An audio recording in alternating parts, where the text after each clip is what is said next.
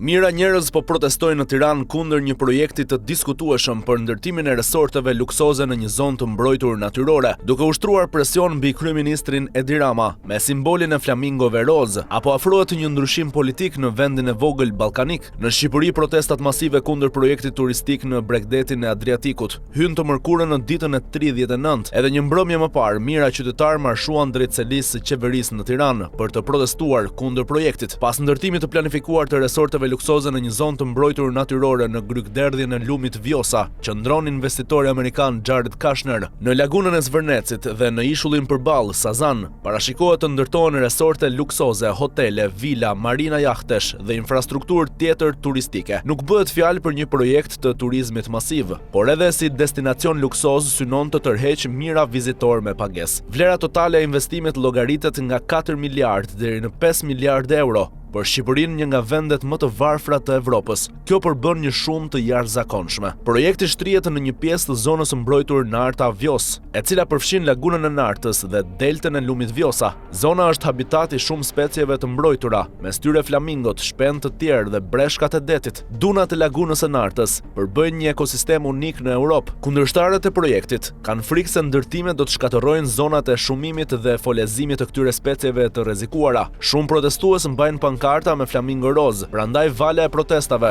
është quajtur shpesh revolucioni i flamingove. Kryeministri socialist Edi Rama është një mbështetës i fortë i projektit të Kushner. 2 vjet më parë ai ndryshoi legjislacionin për zonat e mbrojtura, duke bërë të mundur zhvillime turistike në këto zona në kushte të caktuara. Për më tepër, qeveria e tij e klasifikoi projektin si investim strategjik, një status që thjeshton ndjeshëm procedurat e miratimit dhe ato administrative. Si reagon Rama ndaj protestave? Rama deklaroi se protestat janë të gabuara, sepse ende nuk kanë një projekt. Ai akuzon ambientalistët të cilët furnizojnë protestuesit me argumente se përdorin fakte të rreme. Nga ana tjetër, ai vetë nuk paraqet fakte konkrete dhe flet vetëm në mënyrë të përgjithshme, duke e cilësuar projektin miliardësh si një dhuratë jo vetëm për Shqipërinë, por për gjithë Europën. Në këtë klimë mungesë transparence, shumë të dhëna lidhur me projektin mbeten ende të panjohura. A drejtohen protestat edhe kundër kryeministrit Edi Rama? Po, kërkesa për dorëheqjen e menjëhershme të tij është pjesë e çdo proteste. Rama konsiderohet gjithashtu si ekspozuar ndaj korrupsionit, ndërsa ndaj disa prej bashkëpunëtorëve të tij të afërt, si kryetari i Bashkisë së Tiranës Erjon Veliaj, po zhvillohen procedura për dyshime korrupsioni.